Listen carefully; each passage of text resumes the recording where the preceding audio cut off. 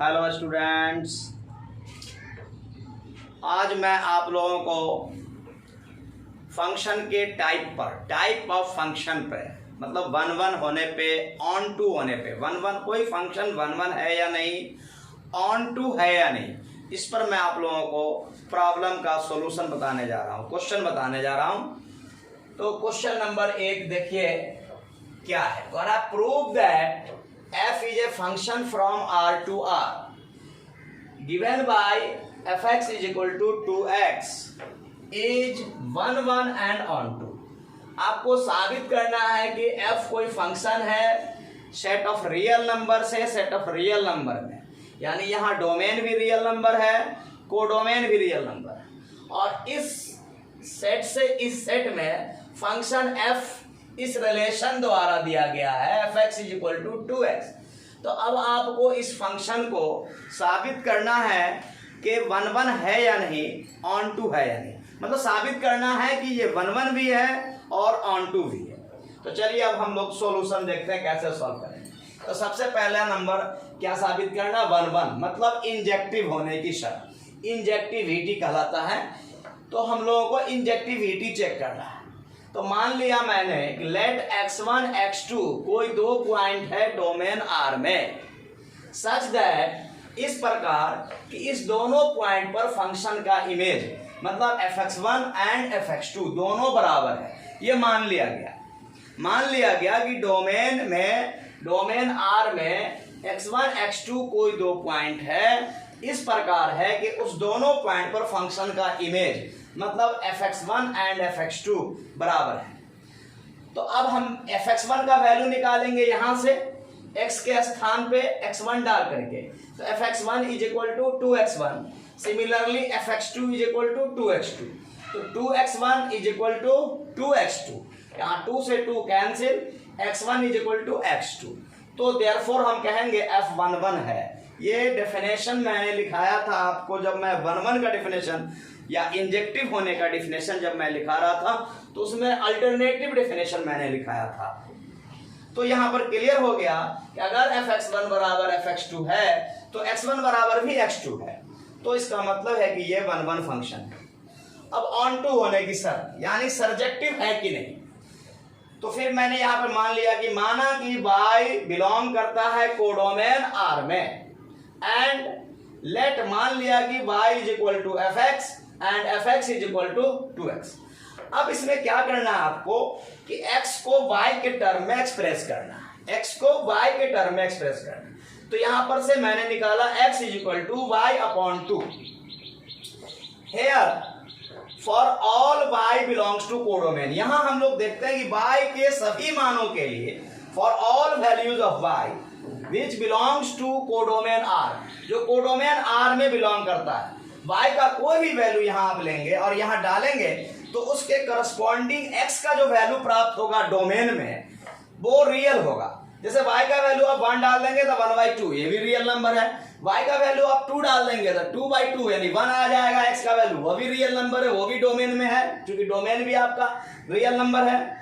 आप y का value 10 डाल देंगे तो 5 आ जाएगा, वो भी रियल नंबर है। मतलब यहाँ पे y का आप वैल्यू कुछ भी डाल दीजिए, y का वैल्यू कोई भी रियल नंबर यहाँ से लेकर डाल दीजिए, तो उसके करस्पॉन्डिंग x का जो वैल्यू प्राप्त होगा वो रियल प्राप्त होगा और इसके अंदर से प्राप्त होगा, डोमेन के अंदर प्राप्त होगा।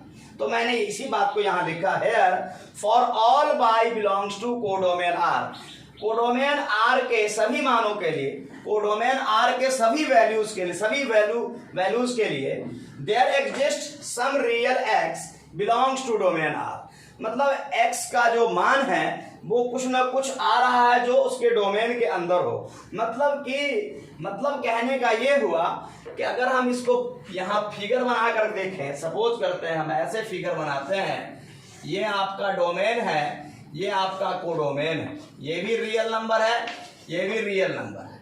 अब यहाँ पर अगर हम कोई नंबर दिखाते हैं 1 2 3 4, तो इन सब के पास इधर कुछ ना कुछ प्री इमेज बनेगा। अब जैसे 1 प्री इमेज हो जाएगा, x का वैल्यू यहाँ 1 डालेंगे तो 2 इंटू 1 2 आएगा। तो यहाँ पर अगर हम 1 लेते हैं तो 1 का प्री इमेज ये हो जाता है। अगर यहाँ हम 1/2 लेते हैं x का वैल्यू, तो 1/2 यहाँ डालेंगे तो 2 कैंसिल होकर के fx आपका यानी y का वैल्यू आपका 1 आ जाएगा 1/2। मतलब इधर का जितना भी एलिमेंट है, इधर जितना भी एलिमेंट लिया गया सबका इधर कुछ ना कुछ फ्री इमेज आपको बनेगा। तो इसका मतलब है कि आपका जो फंक्शन f है वो ऑन टू भी है, मतलब सर्जेक्टिव भी है। ओके, उम्मीद है समझ में आ रहा है आप लोगों को। बढ़िया।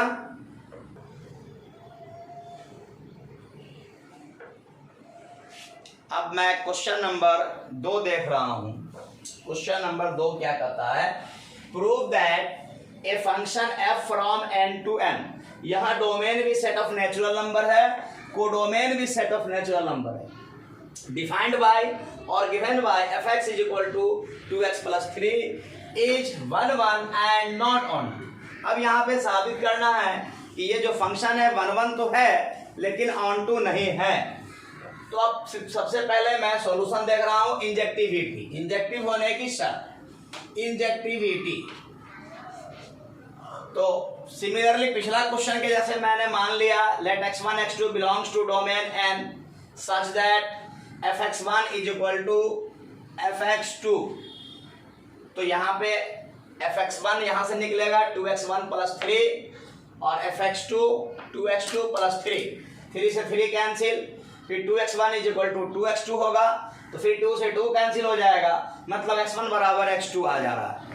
तो ये कंडीशन है इंजेक्टिविटी का कि अगर fx1 बराबर fx2 हो तो x1 बराबर x2 हो जाना चाहिए। अगर ऐसा हो जाता है तो हम लोग ऐसे फंक्शन को 1 1 फंक्शन या इंजेक्टिव फंक्शन कहते हैं। तो क्लियर है कि ये फंक्शन आपका 1 1 फंक्शन है। एक क्लियर हुआ। अब दूसरा सर्जेक्टिविटी, मतलब ऑन टू होने की शर्त, सर्जेक्टिविटी।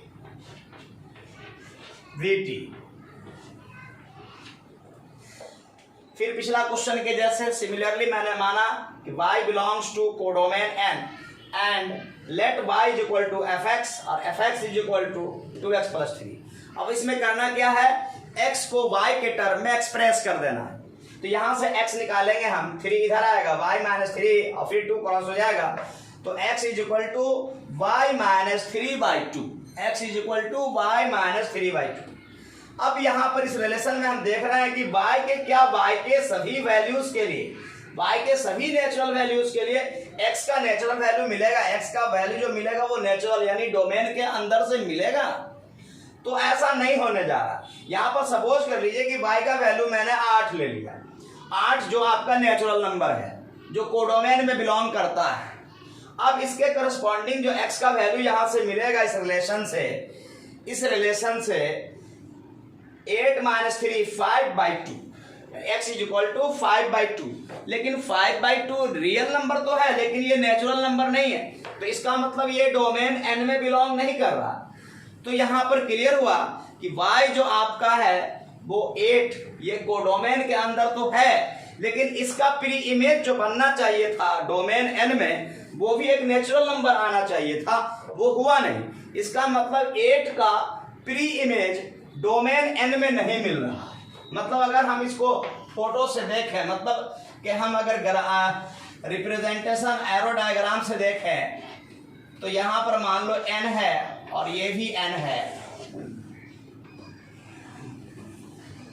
अब यहाँ पे अगर 8 है तो 8 जो है किसी का, इधर के किसी भी एलिमेंट का ये इमेज नहीं होगा, मतलब इसका कोई प्री इमेज इधर नहीं बनेगा, क्योंकि इधर हम लेंगे natural number 1 2 3 4 5 and so on. लेकिन 8 का जो आप देख रहे हैं कि 8 y बराबर 8 के जो करस्पॉन्डिंग x का वैल्यू आ रहा है वो 5/2, मतलब के 2.5 आ रहा है, 2.5 लगभग आ रहा है, जो इसमें बिलोंग नहीं करता। तो 8 का कोई प्री इमेज इधर नहीं बन रहा, या यूं कहें कि 8 जो सेट ऑफ नेचुरल नंबर यानी कोडोमेन में तो आ रहा है, चूंकि ये नेचुरल नंबर है, ये इधर के किसी भी एलिमेंट का ये इमेज नहीं है। देयरफॉर हम यहाँ पर कहेंगे f is not onto. तो इस प्रकार साबित हुआ कि f 1 1 तो है लेकिन f ऑन टू नहीं है। तो दोस्तों मैं उम्मीद करता हूँ कि आप लोगों को बढ़िया समझ में आ रहा होगा। किसी तरीके का कोई प्रॉब्लम हो तो आप हमें बिंदास हमारे कमेंट बॉक्स में कमेंट कर सकते हैं। Thank you.